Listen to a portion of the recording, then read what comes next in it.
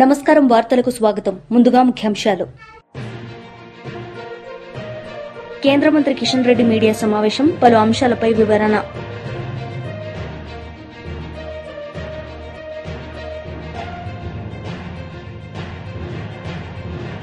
మాజీ మంత్రి అంబటి రాంబాబు మీడియా సమావేశం, పలు అంశాలపై వివరణ.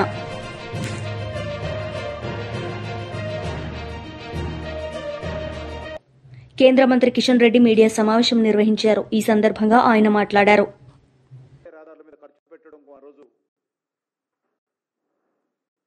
కేంద్ర ప్రభుత్వం ప్రయత్నం చేస్తే చాలా మంది నవ్వుకున్నారు.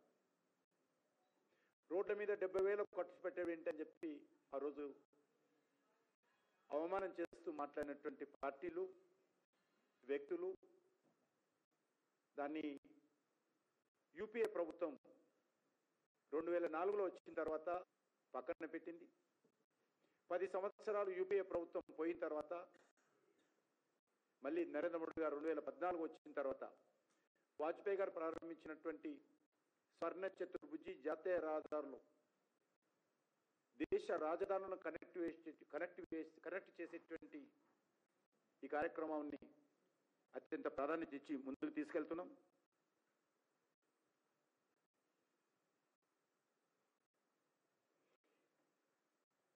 రాష్ట్ర రాజధానులతో కనెక్టివిటీ చేయాలనుకున్నటువంటి ఈ యొక్క జాతీయ రహదారులు ఈరోజు దేశంలో ఉన్నటువంటి జిల్లా కేంద్రాలను కూడా కనెక్టివిటీ చేసేటువంటి ప్రయత్నంలో ముందుకెళ్తా ఉన్నాం. మన తెలంగాణలో ఉన్నటువంటి 10 జిల్లాల స్థానంలో గతంలో ఉన్నటువంటి ప్రభుత్వము 33 జిల్లాలుగా విభజిస్తే ఆ 33 జిల్లాలలో 32 జిల్లాలతో తెలంగాణలో నేషనల్ హైవేతో జాతీయ రహదారులతో ఈరోజు నరేంద్ర మోడీ గారి ప్రభుత్వము కనెక్ట్ చేసిందనే విషయాన్ని ఈరోజు మనం చేస్తా ఉన్నాం. Out of 33 districts national highway ఈరోజు 32 జిల్లాలలో కేంద్రాలతో తక్కువ సమయంలోనే పూర్తి చేశామని సందర్భంగా మనం చేస్తున్నాం.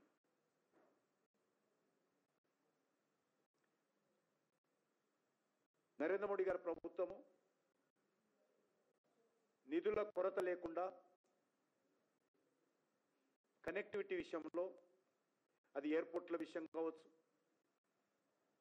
పోర్టుల విషయం కావచ్చు, రైల్ కనెక్టివిటీ విషయంలో కావచ్చు, నేషనల్ హైవేస్ విషయంలో కావచ్చు, ఇంటర్నెట్ టెలి నెట్వర్క్ విషయంలో కావచ్చు, చాలా పెద్ద ఎత్తున నిధుల కొరత లేకుండా ఖర్చు పెడుతూ ఈరోజు కేంద్ర ప్రభుత్వం చాలా వేగవంతంగా ఈ యొక్క రంగాలను అభివృద్ధి చేసే దిశలో ముందుకెళ్తా ఉంది.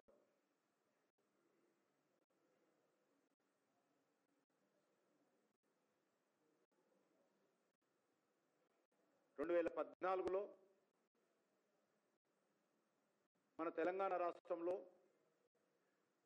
2,500 కిలోమీటర్ల జాతీయ రహదారి ఉంటే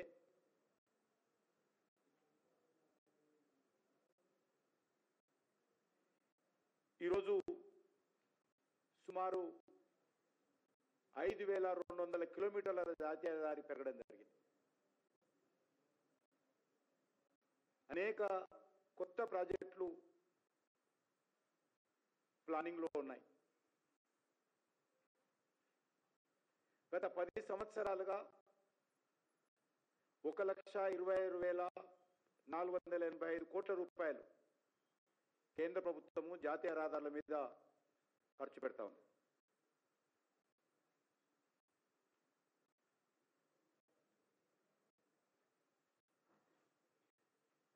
ఎన్నడూ లేని విధంగా ఈరోజు ఫ్లైఓవర్స్ కానీ, ఎక్స్ప్రెస్ వేలు కానీ,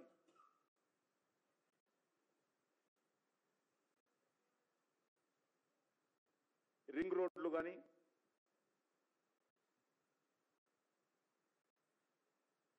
ఈరోజు అభివృద్ధి జరుగుతూ ఉన్నాయి.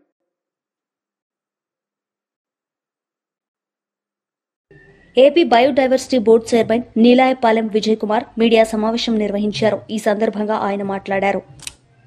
ముందుగా అంటే నిన్న పొద్దున మనందరం ఈ అమరావతి సంభ్రమంలో బహుశా పూర్తిగా దృష్టి పెట్టలేదేమో. ఒక్క ఆంధ్రప్రదేశ్కి అత్యంత ప్రతిష్టాత్మకమైన సంస్థను అందించే ఒక బ్రహ్మాండమైన MOU అనేది జరిగింది నిన్న పొద్దున్నే. ఏంటంటే హైటెక్ సిటీ మనందరికీ తెలుసు. హైదరాబాద్లో చాలా ప్రతిష్టాత్మకంగా చంద్రబాబు నాయుడు గారి ఆధ్వర్యంలో జరిగిన హైటెక్ సిటీ అమరావతికి రాబోతుంది.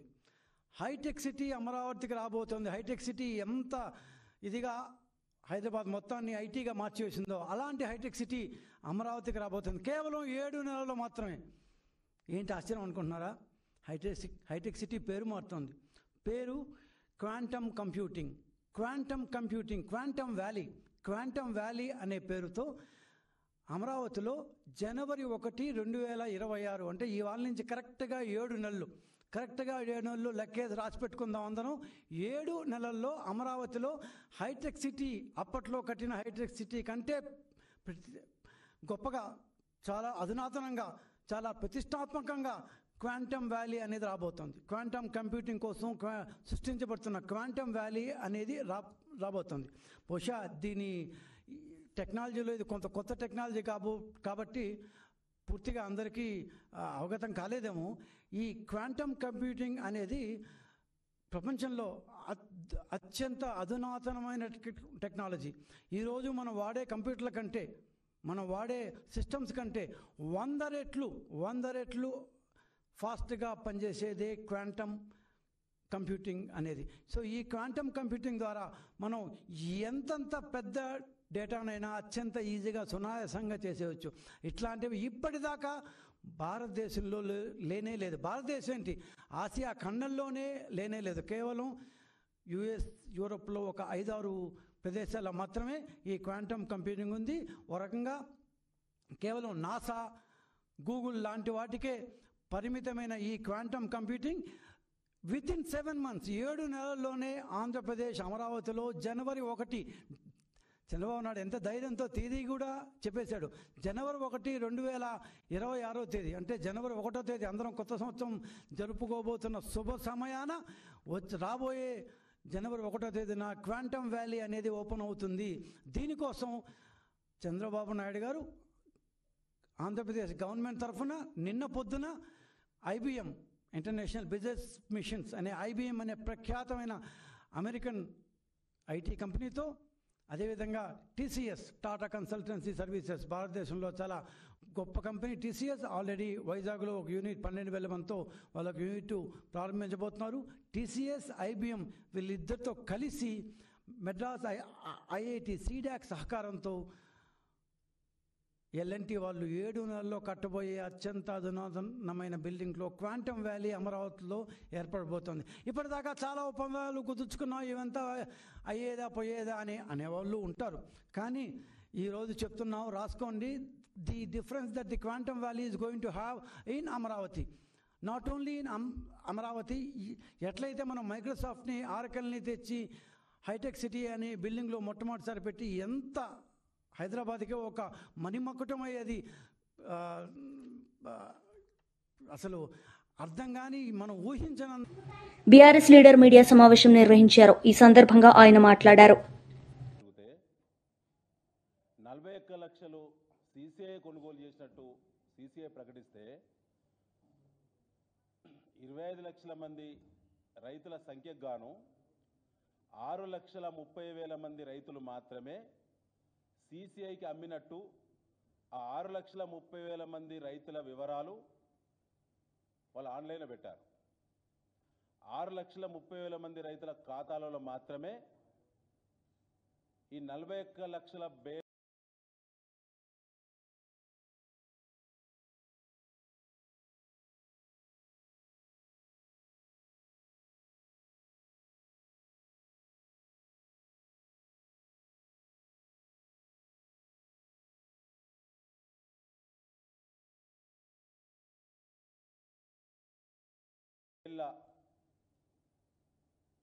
పత్తికి సంబంధించినటువంటి వేల కోట్ల రూపాయలు ఆ ఖాతాలో జమ కావడం జరిగింది. అంటే ఈ రాష్ట్రంలో ఉత్పత్తి అయినటువంటి పత్తి ఎంత, ఈ రాష్ట్రంలో పత్తి పంట వేసినటువంటి రైతుల సంఖ్య ఎంత, సిసిఐ కొనుగోలు చేసినటువంటి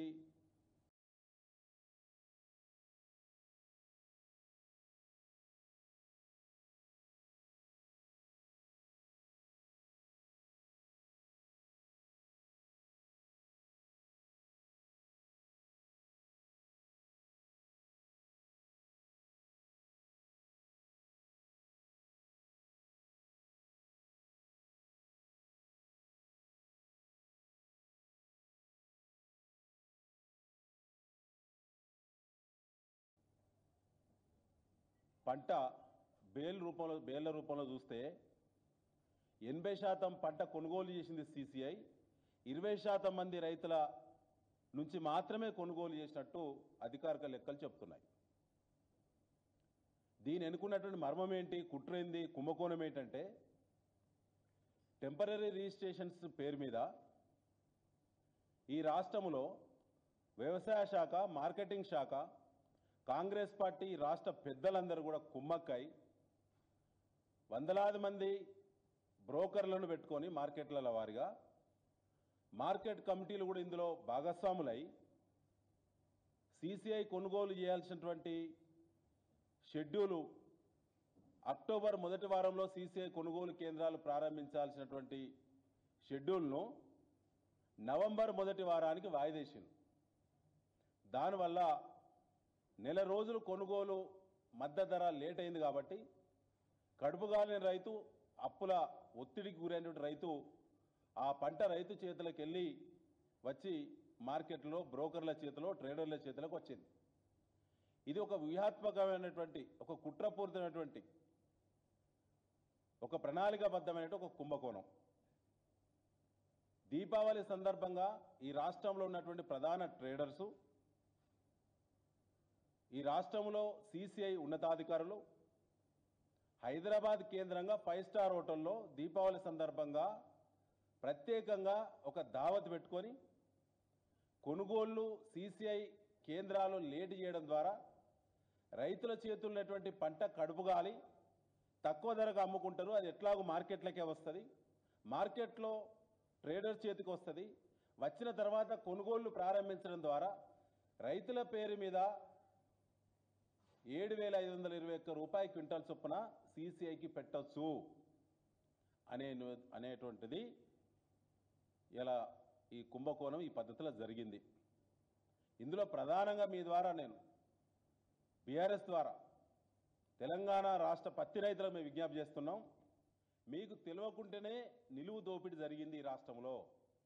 కాంగ్రెస్ పార్టీ పత్తి రైతులను కూడా వదిలిపెట్టలేదు.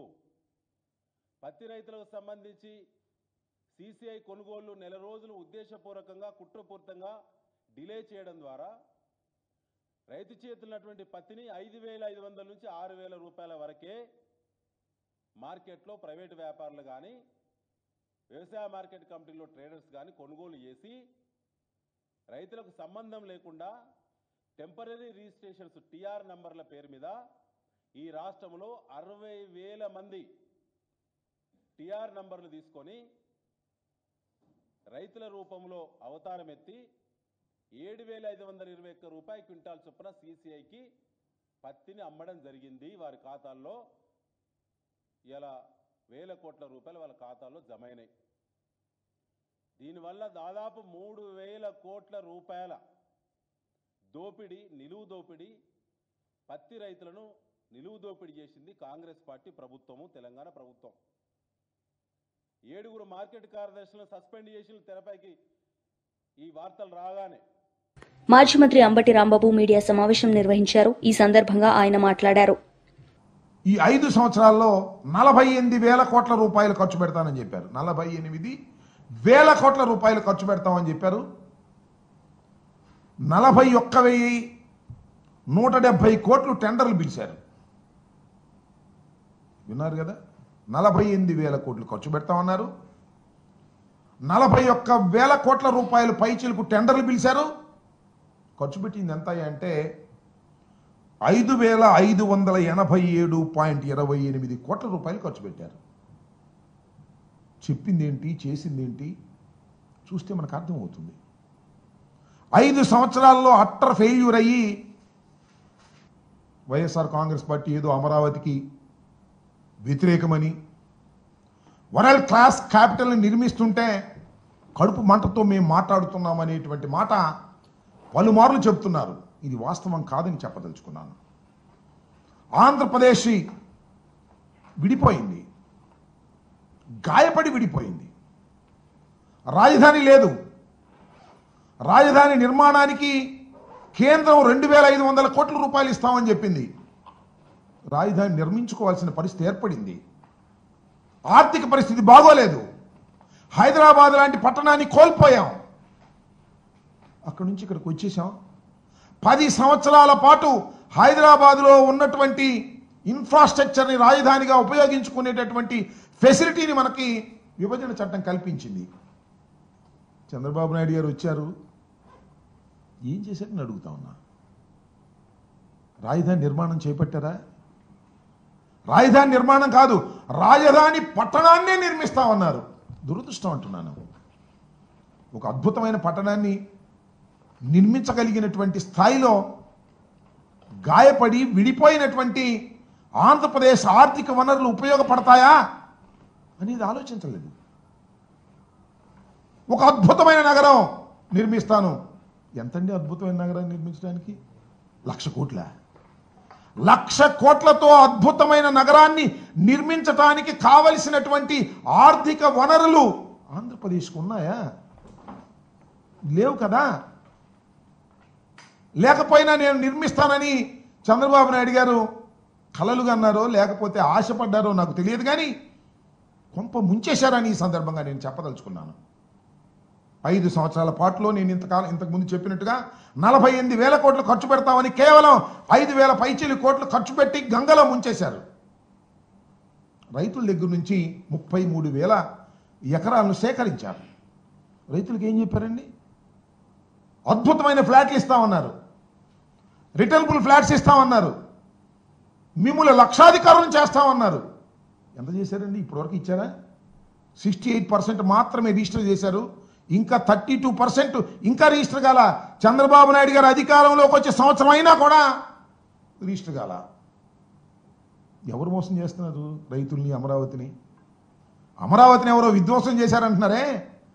అమరావతికి పేరు పెట్టింది చంద్రబాబే, అమరావతిని విధ్వంసం చేస్తుంది కూడా చంద్రబాబే. ఇది గమనించమని కోరుతూ ఉన్నా నేను. మేము ఇదేదో కడుపు మంటతోనో మరో రకంగానో చెప్పేటటువంటి పరిస్థితి కాదు. ఉన్న వాస్తవాలను చెప్పేటటువంటి పరిస్థితికి మేము ప్రయత్నం చేస్తున్నాం. ఎస్, జగన్మోహన్ రెడ్డి గారు అధికారంలోకి వచ్చారు, ఆర్థిక వనరులు లేవు. ఆ రోజున చెప్పాం, ఈ రోజున చంద్రబాబు అదే చెప్తున్నాడు. చంద్రబాబు గారు ఏమన్నారండి? సెల్ఫ్ సస్టైన్ టౌన్ అంటే ఇది తన డబ్బులు తానే సృష్టించుకుంటుంది, మనకేం పెట్టుబడి పెట్టాల్సిన అవసరం లేదని చెప్పలేదా? మేమేం చెప్పాం? మేము హైకోర్టులో, సుప్రీంకోర్టులో కూడా అఫిడవిట్స్ వేసాం.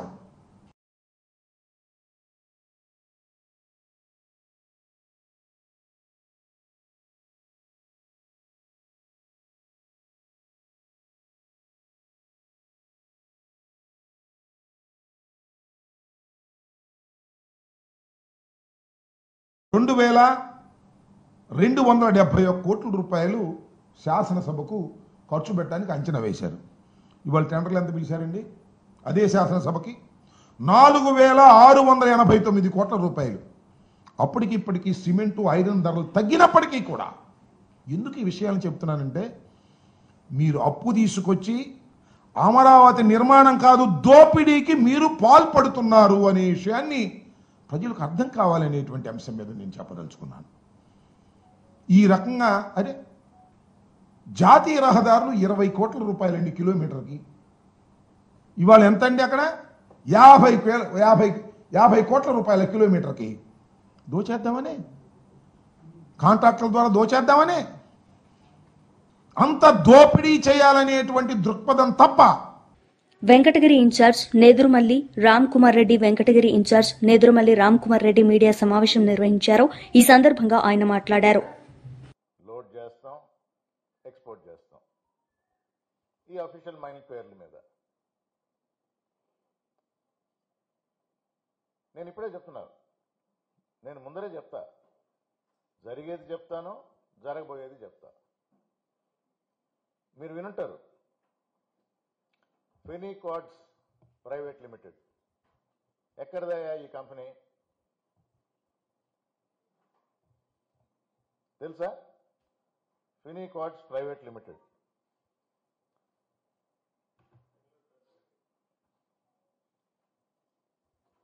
పేరు లేదా?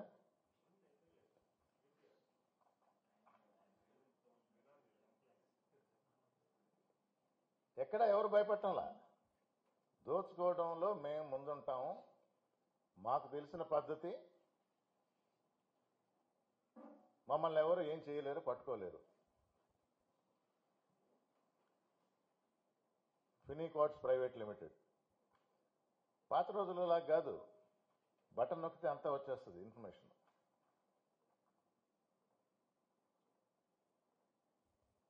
డేట్ ఆఫ్ ఇన్కార్పొరేషన్ అంటే ఈ కంపెనీ స్టార్ట్ చేసిన డేట్ 20వ తేదీ జనవరి 2025 ఇన్ఫర్మేషన్ ఉంది. మొన్న జనవరిలో స్టార్ట్ అయింది.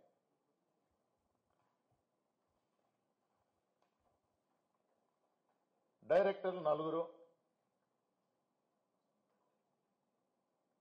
ముళ్లపూడి ప్రభాకర్ రావు,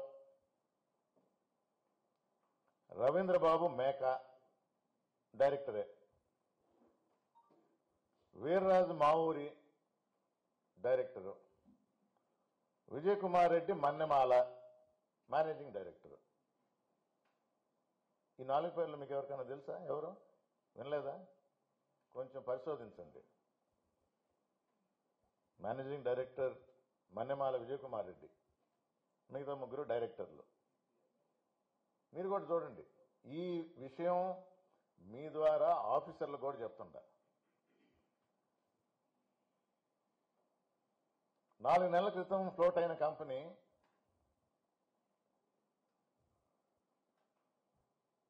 ఎంత బిజినెస్ చేయాలా, ఎంత బిజినెస్ చేయొచ్చు? సడన్గా ఇప్పుడు దాకా ఎక్స్పోర్ట్ చేసే కంపెనీలు అన్నీ ఆగిపోయినాయి. ఒక్క ఫినిక్వాడ్స్ మాత్రం ఎక్స్పోర్ట్ చేస్తూ ఉంది. అర్థం కావట్లేదా? తెలియటం లేదా? దొరకరా? ఈరోజు వార్తలు ముగించే ముందు ముఖ్యాంశాలు మరోసారి.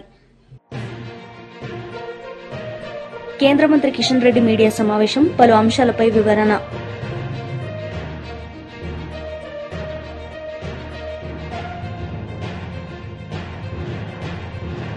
మాజీ మంత్రి అంబటి రాంబాబు మీడియా సమావేశం, పలు అంశాలపై వివరణ.